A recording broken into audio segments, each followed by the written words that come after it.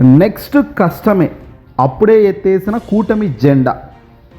Yes, మీరు ఈ తంబనేల్ చూసి ఆంధ్రప్రదేశ్ రాష్ట్ర రాజకీయాల గురించి ముందుగా మనం తెలుసుకోవాల్సిన విషయం, గడిచిన ఏడాది కాలంలోనే నెక్స్ట్ కష్టమే అన్న ఆలోచన బలపడుతుందంటే దాని అర్థం ఏమిటి?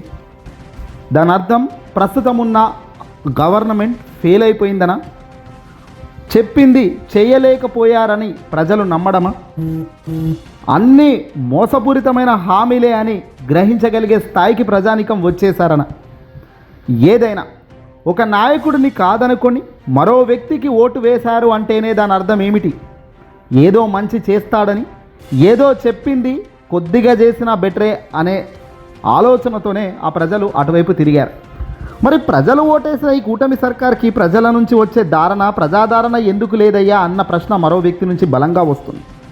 నిజంగా ఇది కరెక్టే. మొత్తం ఆంధ్రప్రదేశ్ రాష్ట్ర వ్యాప్తంగా మీకే ఓట్లు వేస్తే కూటమి సర్కార్ మీరు బలంగా గెలిచామని నమ్మితే 164 సీట్లతో ఘన విజయం దేశ చరిత్రలో ఎప్పుడు ఎక్కడా లేదు అని చెప్తున్న చంద్రబాబు నాయుడు గారికి ఎందుకు నారా లోకేష్కు ప్రజాదరణ తగ్గిపోతుంది? వాళ్ళు బయటకి వస్తే జగన్ కన్నా ఎక్కువ ప్రజలు తరలి లావడంలో ఫెయిల్ అవుతున్నారు ఎందుకు? కనీసం వాళ్ళ దృష్టిలో పడడానికి ప్రజల నుంచి ఆ ఆవేదన, ఆ ప్రేమ, అభిమానం ఎందుకు రావడం లేదు? ఎస్, అందరికీ అన్ని స్టైల్లో ఒకే మాదిరిగా ఉండదు. జగన్మోహన్ రెడ్డి గారు ఒక మాస్ లీడర్. వైఎస్ఆర్సీపీ పార్టీ ఆవిర్భావం నుంచి కూడా రాజశేఖర్ రెడ్డి గారి మరణానంతరం జరిగిన కార్యక్రమాలు, పరిణామాలు, ఆ తర్వాత జగన్మోహన్ రెడ్డి గారు తీసుకున్న నిర్ణయం, వ్యక్తిత్వంగా జగన్ ఎదిగాడు. వ్యక్తిపరంగా క్యారెక్టర్ అనేది జగన్కు చాలా హై ఇమేజ్ని తెచ్చిపెట్టింది. తన నడవడిక, తన భాష, తన మంచి ఆలోచనలు, తాను బాధపడే విధానం, ఇవన్నీ కూడా ప్రజలను ఎక్కడో బలంగా టచ్ చేయగలిగినాయి. కాబట్టే ఈరోజు జగన్మోహన్ రెడ్డి గారికి ఆ ఇమేజ్తో పాటు ఆ ప్రజాదరణ ఆ స్థాయిలో ఉంది అనే దానికి కారణం. వ్యక్తిత్వం అన్నిటికంటా గొప్పది.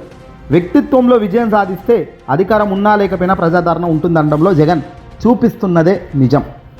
తాజాగా తెలుగుదేశం పార్టీ, జనసేన, అలాగే కేంద్రంలో ఉన్న ఎన్డీఏ సర్కార్, వీళ్ళు ముగ్గురు చేతులు కలిపితే తప్ప జగన్ ఓడిపోరు అన్నది వీళ్ళు గ్రహించిన సత్యం.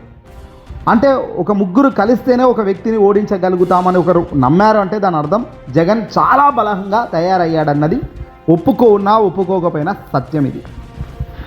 జగన్మోహన్ రెడ్డి గారి బలహీనతలను దృష్టిలో పెట్టుకొని జగన్ను ఓడించాలనుకుంటే సింగిల్గా ఎవరైనా పోటీ చేసేవాళ్ళు, కానీ సింగిల్గా చేస్తే జగన్ టచ్ చేయలేం. ముగ్గురం కలిస్తే కూడా డౌటే అనుకున్నారు మొదట్లో, కానీ దేవుడి దయతో వాళ్ళు చేసిన కొన్ని ఫీట్స్తో అల్టిమేట్గా అధికారంలోకి రాగలిగారు. కానీ ఇప్పుడు 2029 ఎన్నికలు వచ్చేసరికి కష్టమే అనే పరిస్థితిలోకి చంద్రబాబు సొంత మీడియానే వచ్చేసిందంటే దాని అర్థం ఏమిటి? సర్వసాధారణంగా తొలి ఏడాదిలో అసలు ఈ మాటలేంటి? గడిచిన ఏడాది కాలం గడిచిందంతే. అప్పుడే మీకు నెక్స్ట్ ఎవరు వస్తారు అన్న మాటలే బలంగా వినబడుతున్నాయి. అంటే ఇక్కడ భయపడుతున్నది ఎవరు? కాన్ఫిడెన్స్ ఉన్న వాళ్ళు చెప్పే మాటలు ఇలాగే ఉంటాయా? కాన్ఫిడెన్స్ ఉన్న మాటలు ఎలా ఉంటాయో తెలుసా? ఒక్కసారి ఈ క్లిప్ వేస్తాం చూడండి. ఆంధ్రప్రదేశ్ మాజీ ముఖ్యమంత్రి వైఎస్ఆర్సీపీ పార్టీ అధినేత జగన్మోహన్ రెడ్డి గారు కాన్ఫిడెన్స్తో తాను చెప్పిన మాటలేంది? టైం వస్తుంది, మళ్ళీ మనం వస్తాం, మనం వచ్చాక సినిమా మాత్రం మామూలుగా ఉండదు అనేది కాన్ఫిడెన్స్లో దమ్మున్న మాట. కాన్ఫిడెన్స్ లేని మాట చాలామంది అడుగుతున్నారు, మళ్ళీ జగన్ వస్తే ఎలా అని చంద్రబాబు ఒక ఇంటర్వ్యూలో అన్నమాట. నిన్ను చాలామంది జగన్ వస్తే ఎలా అంటున్నాడంటే అసలు నువ్వు ఉన్నప్పుడు నువ్వు ఫెయిల్ అయిపోయినట్టే కదా లెక్క. ఒక వ్యక్తి అధికారంలో, వైఎస్ఆర్సీపీ పార్టీ అధికారంలోకి వచ్చిన కొత్తలో కానీ, జగన్మోహన్ రెడ్డి గారు ముఖ్యమంత్రి స్థాయిలో పరిపాలన ప్రారంభించిన తొలి ఏడాదిలో కానీ ఈ తరహా వ్యాఖ్యలు, ఈ తరహా భయాలు, ఈ తరహా వెసులు, అంటే ఈ తరహా ఒక ఇంబ్యాలెన్స్ క్రియేట్ కాలేదు కదా. మరి అప్పుడు ఎంతసేపు ప్రభుత్వం నెక్స్ట్ ఏదో చేయబోతుంది, జగన్మోహన్ రెడ్డి గారు ఏదో పథకానికి గ్రీన్ సిగ్నల్ ఇవ్వబోతున్నారు, ఏదో సంచలనాత్మకమైన నిర్ణయం తీసుకుంటున్నారు, ఏదో మార్పుకు ఆయన అడుగులు వేస్తున్నారు అన్న ధోరణిలోనే గడిచింది కదా 5 ఏళ్ల కాలం. మరి ఇప్పుడు ఆ ధోరణి ఎందుకు లేదు అంటే కేవలం మీరు అధికారాన్ని మీ సొంత అవసరాలకు వాడుకుంటున్నారా అన్న అభిప్రాయం ప్రజల్లో రావడమా? ప్రజలకు కావాల్సింది ఇవ్వడంలో ఫెయిల్ అవుతున్నామని మీ సొంత మనసుకు తెలుసు కాబట్టే బయటకు ఇలా మాట్లాడుతున్నారా? ఇలా మాటలు బయటకు వస్తున్నాయా? ఖచ్చితంగా అవును. ఎవరెన్ని మాట్లాడుకున్నా భారీ మెజారిటీతో గెలిచామని లోలోపన చంకలు గుద్దుకుంటున్నప్పటికీ కూటమి నాయకులకు మాత్రం వైఎస్ జగన్ అంటే వణికిపోతున్న మాట సత్యం. జగన్కు జనంలో ఉన్న మాస్ ఇమేజ్ కూటమి నాయకులకు ఇప్పుడు నిద్ర పట్టకుండా చేస్తుంది. అందుకే జగన్ బయటకు రాకుండా చేసేందుకు ఎన్ని విధాలుగా ప్రయత్నాలు చేయాలో అన్ని విధాలుగా చేస్తున్నారు. యాక్సిడెంట్ జరిగినా జగన్కే, మనిషి అనుకోకుండా మరణించినా జగన్కే, ఏం జరిగినా జగన్కు అంటుపెట్టడమే చంద్రబాబు కూటమి ప్రథమ ఎజెండాతో ముందుకు పోతున్న సంగతి చూస్తూనే ఉన్నాం. జగన్ ఇల్లు దాటడం లేదనే ఒకవైపు అంటూనే మరోవైపు ఆయన వీధిలోకి వస్తే మాత్రం జనసంద్రం ఎలా ఉంటుందో చూసి లోపల టీడీపీ, జనసేన, బీజేపీ నాయకులు ఉల్లుకుంటున్నారు. మొన్న ఏదో 3 పార్టీల మధ్య పొత్తు కలిసి వచ్చి అలా గెలిచేశారు, కానీ అన్ని సందర్భాల్లో ఇదే ఫార్ములా వర్కౌట్ అవుతుందని చెప్పలేమని సాక్షాత్తు కూటమి నాయకులే ఒప్పుకుంటున్న సత్యం మన కళ్ళ ముందు ఆడుతున్నప్పుడు ఇది కదా అసలు ఇమేజ్ అని అనిపిస్తోంది. ఒకే కాంబినేషన్తో మళ్ళీ వస్తే సినిమా హిట్ అవుతుందని గ్యారంటీ లేదని వాళ్ళే అంగీకరిస్తున్నారు. అన్నిటికీ మించి 3 పార్టీల మధ్య పొత్తు ఉంటే తప్ప విడివిడిగా పోటీ చేస్తే జగన్ను అలవోకగా అధికారాన్ని జగన్ చేపడతారన్న భయం తెలుగుదేశం పార్టీది కాదు, బీజేపీ, ఎన్డీఏ కూడా బల్లగుద్ది చెప్తున్నాయి. నిత్యం వైఎస్ జగన్ను ఆడిపోసుకునే రెబల్ ఎంపీగా ఉన్న ప్రస్తుతం డిప్యూటీ స్పీకర్ అయిన రఘురామకృష్ణంరాజు గారు మాట్లాడుతూ ఏమన్నారో తెలుసా? ఒంటరిగా పోటీ చేస్తే కూటమి చావు దెబ్బ తప్ప మరొకటి ఉండదు. సూపర్ 6 హామీలు ఏవీ అమలు చేయకుండా కేవలం మీడియా ద్వారా, సోషల్ మీడియా ద్వారా హైప్ తెచ్చుకొని అంతా బాగుందని చెప్పుకుంటాం పోతే మాత్రం కూటమి నాయకులకు ఇబ్బందే. దాన్ని పేడ్ మీడియాకు కూడా సమాజంలో ఏం జరుగుతుందో అన్న విషయం స్పష్టంగా తెలుసన్నారు ఆయన.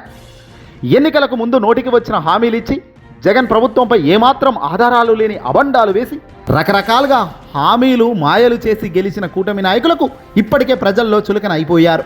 నవ్వుకుంటున్నారు ప్రజలు. హామీలు ఎగ్గొట్టడమే కాకుండా రాష్ట్ర వ్యాప్తంగా దండాలు, దోపిడీలు, రౌడీయిజం, ప్రతిపక్ష నాయకుల మీద దాడులు, అరాచకం లాంటి అంశాలు కళ్ళ ముందు కదలాడుతున్నప్పుడు నిజంగా ప్రజలకు అసహనం ఎందుకు మొదలు కాదు? ఇది మెల్లిమెల్లిగా సముద్రం అవుతుంది. ఈ అసహనం చీకొట్టే పరిస్థితికి ఎందుకు రాకూడదు? ఇదే ప్రజల నుంచి వస్తున్న భావన. మొదటి ఏడాదిలోనే ఇంత వెగటు పుడితే రానున్న 4 ఏళ్లలో ఇది మరింతగా ముదిరి కూటమి నాయకులకు తన్ని తరిమేసే పరిస్థితికి వస్తుందని కూడా అర్థమైపోయింది వాళ్లకు. ఒకసారంటే వీరి మాటలు ప్రజలు నమ్మారు, కానీ మళ్ళీ అవే హామీలు, అవే మోసకారి మాటలు చెబితే ప్రజలు నమ్ముతారా? నమ్మరు. చాలా ఇబ్బంది అయ్యే పరిస్థితి వస్తుంది. అంతేకాదు, ఇటీవల పలు ప్రైవేట్ సంస్థలు చేసిన సర్వేల్లో కూడా దాదాపు 50% మంది ఎమ్మెల్యేలకు రెండోసారి గెలిచే అవకాశమే లేదు అని చేతులెత్తేసి వాళ్ళు రిపోర్ట్లు ఇస్తుంటే బిద్దురు చూపులు చేస్తున్నారు కూటమి నాయకులు. ఏదైతేనేమి ఉన్న ఈ 4 ఏళ్ళు ఉన్న కాడికి దండుకుందాం, ఆ తర్వాత చూసుకుందాం అన్న తరహాలోనే ఇప్పుడు కొందరు ఎమ్మెల్యేల సహజ వనరులు దోచుకునే పరిస్థితుల్లోకి వచ్చేశారు. ఈ పరిస్థితి కూడా కూటమి మీడియాకు తెలుసు. అందుకే తాజాగా జరిగిన డిబేట్లో ఓ యాంకర్ సైతం ఇదే విషయాన్ని చెప్పలేక కుమిలిపోతూ చెప్పేశాడు. కూటమి పొత్తుల్లో లేకపోతే వైఎస్ జగన్ నిలువరించడం అసాధ్యమని యాంకర్తో పాటు రఘురామకృష్ణంరాజు సైతం అంగీకరించడం అంటే ఇంతకన్నా మరో గెలుపు ఉంటుందా? ప్రతిపక్షంలో ఉన్న ఓటమి చెందిన రాజులాగా రాణించడంలో ఉంటుంది కదా అసలైన రాజకీయం అంటే. అది వైఎస్ఆర్సీపీ పార్టీ అధినేత జగన్మోహన్ రెడ్డి గారికి ఏపీలో సొంతం అంటే అత్యశక్తి కాదు, వాస్తవం, నిజం. ఏడాదిలోనే వారి పరిపాలనపై వారికే నమ్మకం కోల్పోవడం అంటే అంతకన్నా అట్టర్ ఫ్లాప్ మరొకటి ఉంటుందా? ప్రజలు ఇప్పుడు వైఎస్ జగన్పై దృష్టి సారించడం మొదలెట్టారు. ప్రభుత్వ వ్యతిరేకతను ప్రజలకు మరింత వివరించి వారి మద్దతు కూడగట్టుకునేందుకు తాజాగా జగన్మోహన్ రెడ్డి గారు తీసుకున్న నిర్ణయం కూడా మనకు తెలిసిందే. రీకాల్ చంద్రబాబుస్ మేనిఫెస్టో అనే పేరుతో మొదలెట్టారిక. ఇలాంటివి రాబోయే రోజుల్లో అనేకం పుడతాయి. చంద్రబాబు తప్పిదలను ఒక్కొక్కటిగా ఎత్తి చూపడంలో జగన్ సక్సెస్ అవుతారు. అదేదో అధికారంలో కన్నా ప్రతిపక్షంలో ఉన్నప్పుడు జగన్ తీరే వేరు. ఆయన తీరుకు సలాం కొట్టాల్సిందే. యోధుడని చెప్పొచ్చు. ఇలాంటి ఓటములను తరిమేసి ఘన విజయంలో నిలబడ్డం కూడా ఆయనకు బాగా తెలుసు. మీరేమంటారు? కామెంట్ చేయండి.